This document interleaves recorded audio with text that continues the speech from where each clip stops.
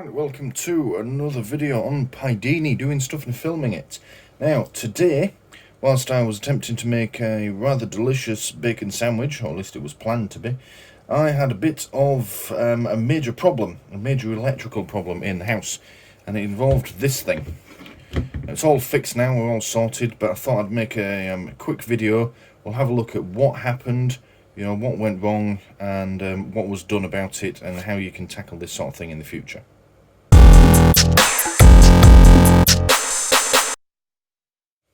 Okay, so for those of you that don't know, this thing that I'm holding here is the oven isolator switch or oven power switch for my house. Or at least it was, I have a new one now.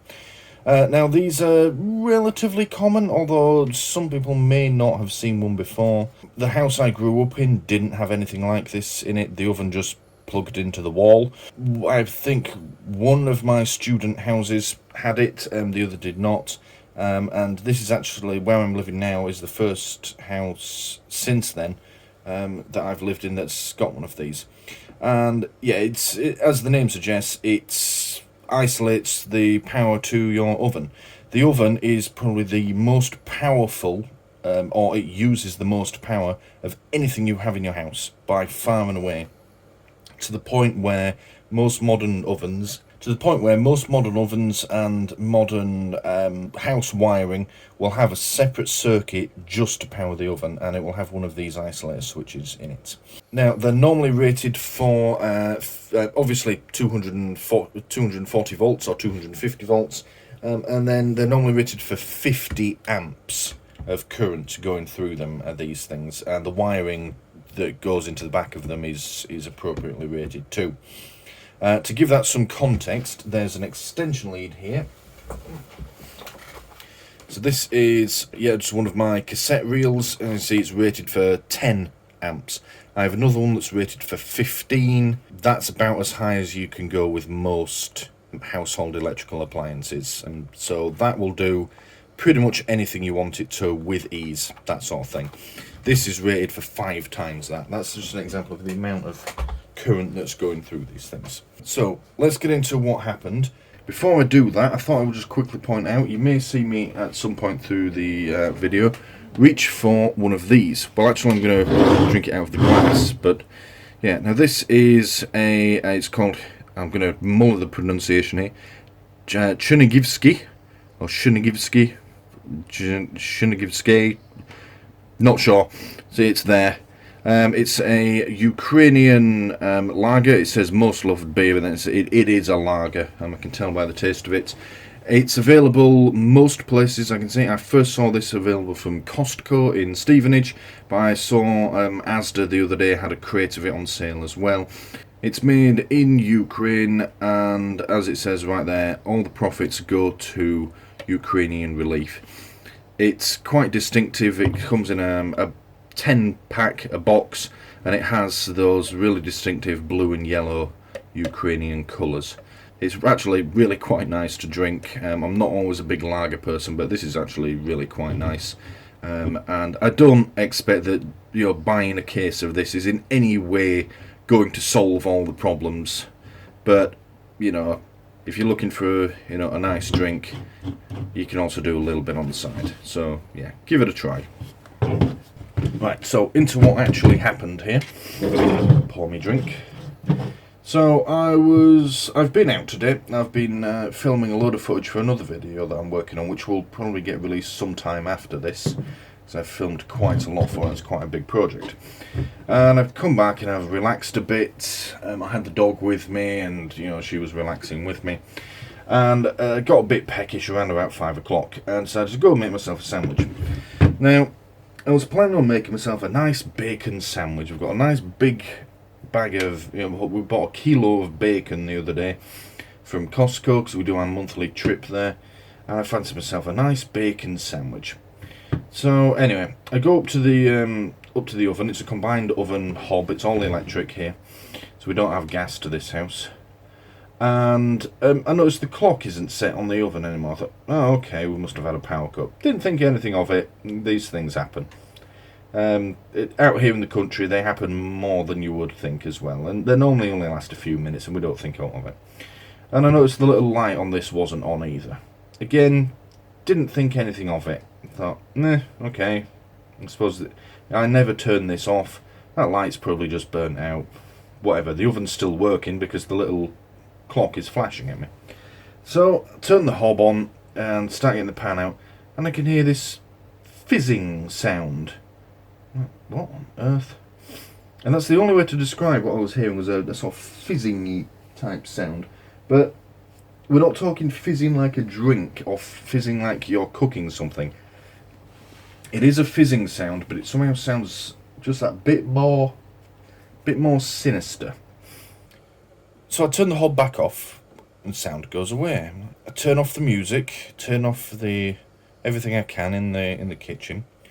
Turn the hob back on, sound comes back. It's coming from this on the wall. I thought, oh, that's not good.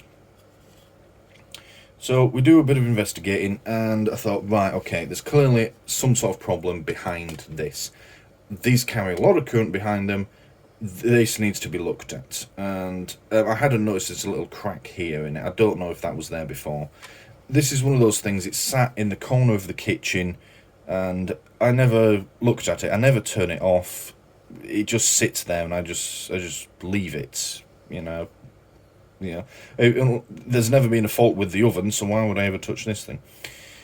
I think, right, okay, that's an issue, we need to deal with that. So I go and turn it off, like that, and you'll notice when you flick this down, it's a nice firm click. When you press it up, there isn't that click there.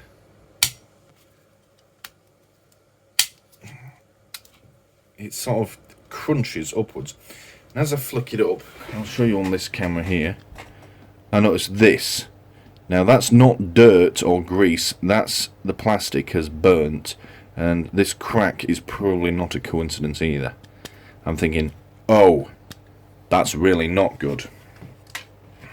So, first thing you have to do in this situation, I had to make it safe. I turned it off, and the appliance that it was supplying was turned off. I double checked by turning the hob back on that it was still doing its job. And it was, the hob was no longer working, so it was still isolating and there were no more noises coming from it. I then went to the mains electrical box for the house, or the fuse box, and flipped the big fuse, the big red one. And I did that because I'm not exactly sure which circuit it's on. There's about a dozen smaller fuses in there. It turns out to be on one of the downstairs socket fuses, so I only had to trip that one, but I didn't know, so I tripped the big red one, which killed all the power to the house. Stuart in the edit here. Just thought I'd cut in here and say I have since noticed that directly to the left of the big red switch that I flipped when I was doing this does actually say cooker on it. I didn't see that at the time, and whilst I do feel a little bit stupid for not seeing it, I'm also glad that I did flip the big red switch, because it turned out that flipping one of the socket switches killed power to the oven. So I haven't tested it, and I don't really intend to test it. It's entirely possible that that cooker switch does nothing. Or maybe it's just that they're somehow connected to each other, the sockets and the cooker circuit. You would think not, but apparently they are.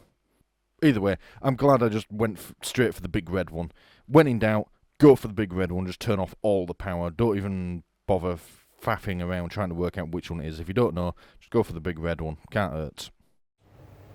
So we turned it off, thought, right, okay, and felt it, and there was a little bit of heat could be felt here, which was to be expected given that this bit was burning, but the rest of it felt cool, and there were no bad smells coming from it either. So I was then confident at that point that the system was safe, the power was turned off, the whole house was isolated. So I thought, this is a problem. With this not working, we have no oven, no hob, we have no way of cooking food. Like I said, we have no gas in this house. All our cooking is done electrically. We have a halogen oven, so we could have cooked some stuff, chips and a chicken maybe, but you'd be surprised how much you actually do on a hob. We were pretty screwed. So I thought, right, okay, This could be serious. This could be, and a lot of things are going through my head at this point. I'm thinking, this could be bad. I don't know what's happened here. There's a lot of electric go through this. This is mains electric, which I try and stay away from playing around with. We could end up calling an electrician. I don't have electrician money right now. And then I thought, can I claim this on the house insurance? And I thought, well, probably not actually, because it's just basic maintenance, this sort of thing. It's a minor problem. House insurance would have kicked in if I'd burnt the fucking house down, if I'd ignored the noise, but I decided not to deliberately burn my own house down. So, it was quite easy to remove. There was just 2 screws. These are these sorts of screws, just flathead ones. Undo them, pull them forward, and the whole thing pulls away from the wall. Inside, this is what I found. So I'll hold this up to the camera here, and as you can see, now I'll put the pictures up in a second that I took of it, but there was 2 earth wires, 2 brown wires, which in the UK are the live, and 2 blue, which are your neutral, and the earth wires are yellow and green in this case. Sometimes that will vary if you're in a house with really old wiring, but that's how it's worked for a good few decades in this country. And these 2 black wires here that you can see, they just powered the little red light at the front. That's their only purpose. So yeah, the blues went into these holes here, and the brown ones, you see, I couldn't get out. I actually had to snip them off. And what's happened, if we look at the side here, something has gone wrong internally. And what had happened is this live wire here, all the insulation had been burnt away from it, so we had bare copper for about 1 inch coming off it. And one of the blue wires had been lightly touching against this as well. The insulation it had a little black spot on, which I was able to clean off with my finger and thumb. So it had gotten hot, it made contact, but it hadn't damaged it, so that was still okay to use. But yeah, a good inch of the brown wire here was shagged. It was just bare copper. And this one here was intact, but again was showing signs of some amount of heat damage, but not very much. And of course we can see one of the black wires to the neon light it's been trapped under the brown wire, and it's melted into this black casing as well, and that probably explains why the light wasn't working. So, bit of a mess. Interestingly, no smell still, and I've got some of the copper fragments here, and these were attached here like this. They were attached to there. They've broken away now from it. So there was about, let's say, about 1 inch, and the noise I was hearing was the electricity arcing between these wires, because as they've gotten, whatever's happened to them, they've then splayed out, and the electric was arcing between them. Now the reason things were still working were because the electricity was still going where it was supposed to be going, but it's just we were getting this arcing. Of course that was then generating heat. So the fix was relatively simple. Like I say, I had to cut the 2 brown wires, because if we look in there, you're supposed to undo that screw, and I've ended up rounding it off. These I could undo. You can turn them now with your finger.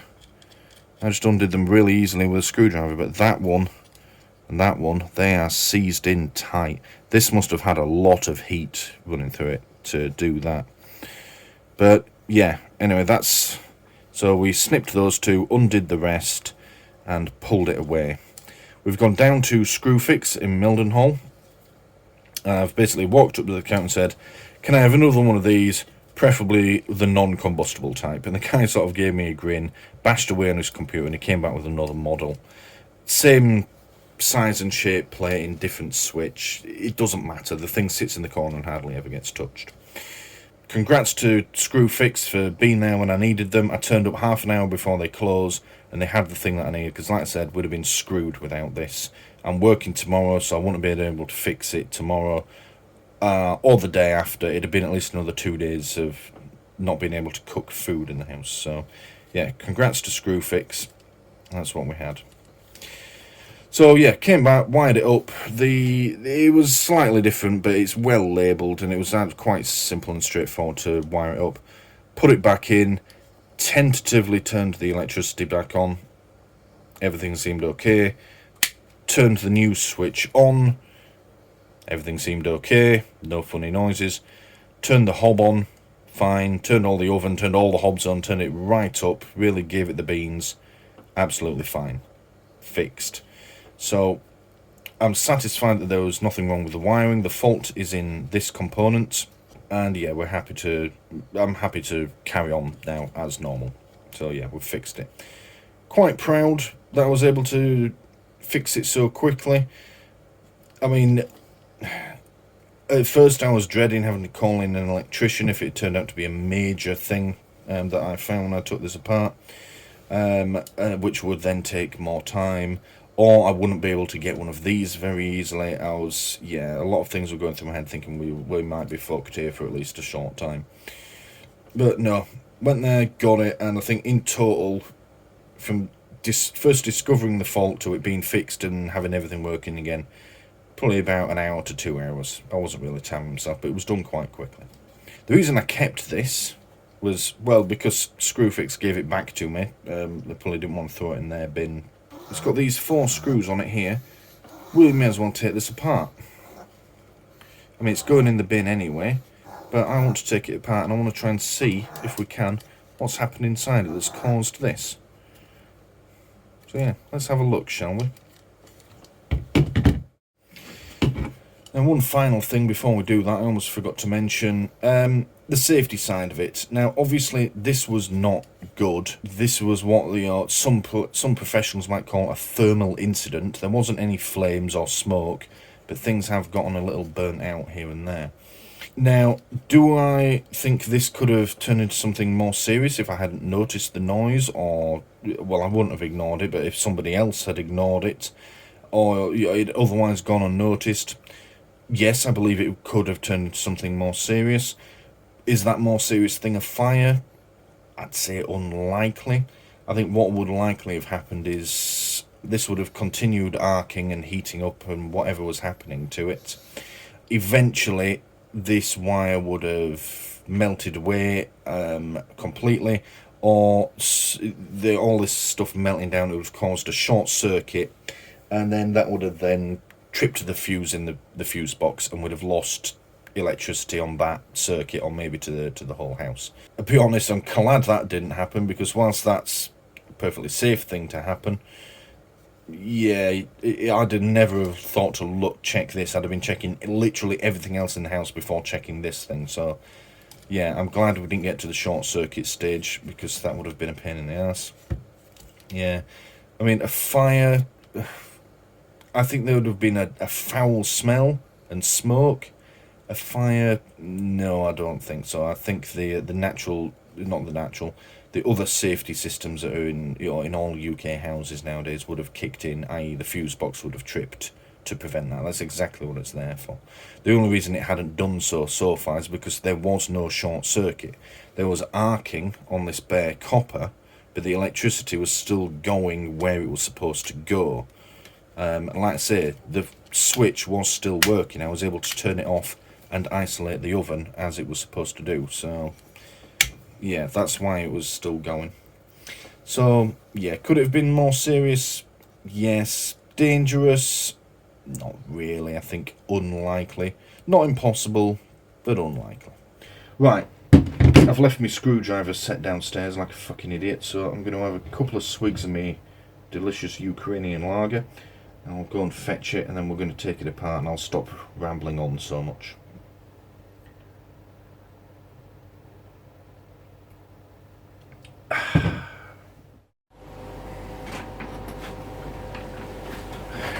Right, let's have a look inside this then. Doing this, well, for curiosity's sake, really. Like I say, this is going in the bin once I'm done with it. It looks like we undo these 4 screws. There's just some sort of plasticky dust falling out of this. I mean, I'm kind of hoping that we might get something that shows what caused this. I mean, it's entirely possible it's just an old part, you know, and it sort of sits there in the corner of the kitchen. Being in a kitchen, it's of course exposed to variations in temperature, humidity, moisture. It's likely something has just corroded and things just developed a fault on its own. That doesn't want to come out. Or maybe something got in it. There's no evidence of, say, like rodents. This thing's set into the wall. There's no way anything that big got into it, but I suppose an insect maybe? There's no evidence of it when I took it out of the wall. I think maybe it's just developed a fault, but we'll have a look. Interesting little screws. Little self-tappers. Might keep them. Alright, let's have a look. Naturally, it's not that simple. Let's see what's still holding this together. Let's just try and price it, shall we? Oh. Now, there it is, Stuart, you fucking idiot. There's 2 more screws. And of course you can't get to them. Typical. Interestingly, now that I'm breaking it apart, I did get a bit of a whiff of that characteristic electrical burning. There we go. Okay then. Right. Oh, so that's what sits underneath it.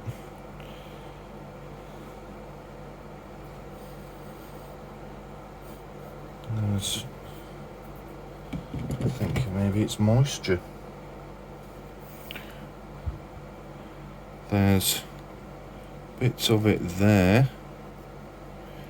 It's a sort of slightly sticky, oily substance. None around here, but then this looks to have been where most of the heat was. Yeah. And evidence of it there as well. And there's sort of green flecks of metal, indicative of copper erosion. So that's the actual lever that you flick up and down. So that's been sat directly under this. So of course that's been directly exposed to the heat. That explains why we're able to see part of it. That's quite badly burnt on the other side. Looks to be missing a lug as well. Yeah, so notice here there's 3 contacts. These little things here. I don't know what they're called. We'll call them nipples. Third nipple! And this thing would sit against it like that, and as you move it up and down, it's interacting with these. We look to be missing a lug. You can see we've got one there that's intact. That has been sat on this side that's less burnt. But yeah, we look to be missing one on that side, which may or may not have been where the heat came from. What's strange though is I never touched this switch. It's sort of sat in the corner. I mean, I may have turned it on and off a few times, but you're talking, you know, less than 10 in the 5 years that I've lived here. Certainly hadn't touched it in a very long time. Looks like this has been the hot spot. It has burnt that plastic. You can see there's just, it's ash now. There's the, looks like part of the switch. That might be our missing lug. Have a look at that in a second. Right, it looks like it's been a victim of, well, moisture. Probably just tiny amounts getting into it every now and then. It's probably designed for that sort of thing. I mean, it's you're in a kitchen, you do things like fry stuff, boil water, etc. You know, there's temperature changes, hot, humid air moving. It's a kitchen. So, yeah, obviously little amounts have got in. It's been very hot and very humid recently, the weather-wise, so, yes, clearly the moisture that has gotten in hasn't been able to escape, and it's started to corrode this, and, yeah, then we have this issue. What I don't understand is if moisture did get in, create some sort of short, why hasn't it tripped the fuse? I'll have a bit of a deeper look at this. Now, you can see bits of the wire that I wasn't able to remove because these screws have seized up completely from the heat. This one appears bent. I think that's actually me trying to undo it, and I've bent this terminal. That wasn't like that before I got my hands on it. It looks quite simple. You flick this plastic switch, it moves these bits in and out. When you press it down, it breaks the circuit just under there. So, I mean, it's interesting to see how this works, but it's not really giving us any answers. Can this be removed? Oh. Plastic on this side of it is quite brittle. It's been, well, it's half burnt. Yeah, look at that. More evidence of moisture under there. So that's the bit it would act on. That's spring loaded. Same on the other side. You just see, if we angle that right, so when you flip the switch off, those little plastic lugs will press this down and move it away from the contact that used to sit here and break the circuit. And you can do the same with the other side.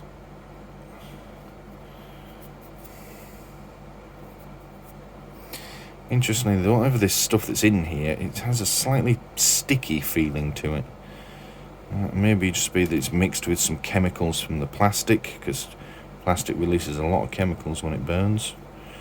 It may just be that it's not all water. Maybe it's like grease and such like from the cooking. There's a chance that's still good. That's a 240 volt neon light right there. Don't know if I'll ever use it, but yeah, so you can see where that wire's been resting, it's been held against it. Yeah, so it looks like the problem has been originating in this bottom corner. That's where most of the charring is, that's where the burnt wires were. There's no real smoking gun, you could say, to indicate what happened here. Other than there's more evidence of moisture in there. I'm not 100% convinced that that level of moisture caused this, but then again there may well have been a lot more moisture before it started to overheat and burn itself up. So alright, I don't think we're going to learn any more from ripping this last bit apart. There's not much point. Oh, look at that. That's a nice little spring, isn't it? That's what sits under this little contact. Helps it move up and down. Groovy little spring, that. I wonder if I could get the other one out. Hey, there we go. That one's a bit charred as well. Alright, that's enough fucking around. We're not going to learn any more from taking this apart any further. I'm going to make my head canon. I'm going to say it was old. There's evidence of moisture inside it. You can see it there, that shiny bit that's more. Whether or not that's chemicals that have been released as the plastic's overheated, or if that's just the moisture from the atmosphere, I don't know. We're never going to know. I'm going to say, yeah, it was either moisture or it was just old. This bit does look like it's been broken off. It's lost a lug. And we haven't found the piece that was broken off. That looks like it perhaps did used to fit on there. Like that, maybe? Yeah, there we go. Who knows? If there's any electricians watch this, maybe you'll be able to point me as to what happened to it. For now, I think, yeah, this can now go in the bin, and we can conclude that saga. Right, so to wrap up, swig me lager.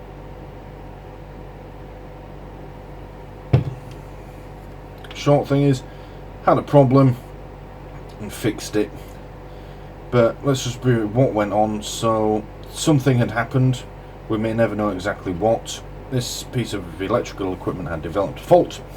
We identified that there was a fault, and we took the first thing which you must always do in a situation like this. We made the system safe, so the appliance that this was supplying was turned off, and this was switched off as well, and then we killed the electricity to the whole house so that the whole system was safe.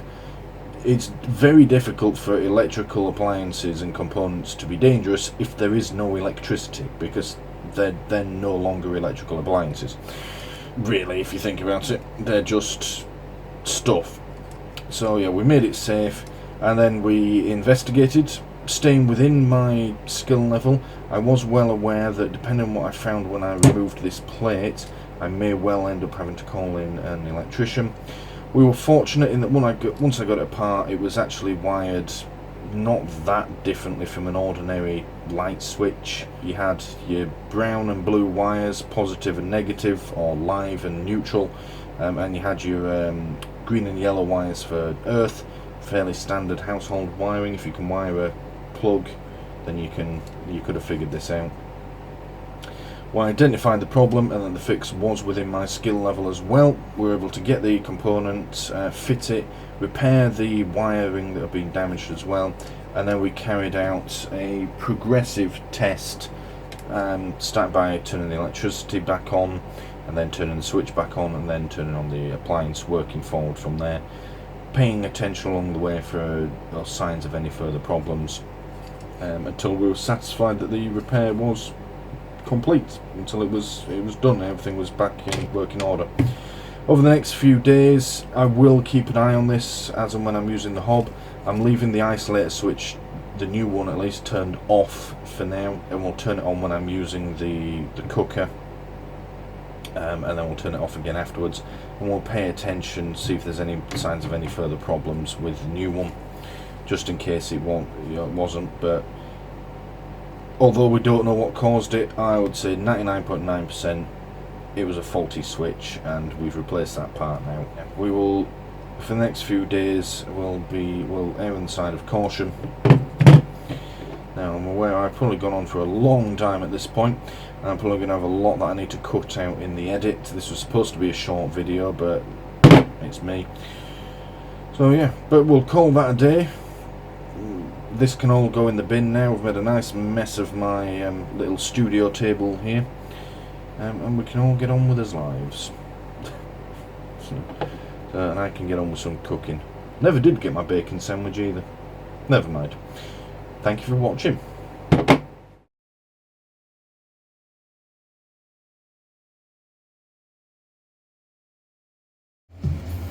One more thing I thought I'd share. I have since had a go at figuring out if this actually works, the so-called cooker fuse. Shut up, Archer. It does nothing. I turned it off, and there was still power to the cooker. So it turns out one of these does it. I haven't figured out which one yet. The water heater one doesn't seem to kill the water heater, and I don't quite know why I have 4 sockets, and yeah, fuck knows.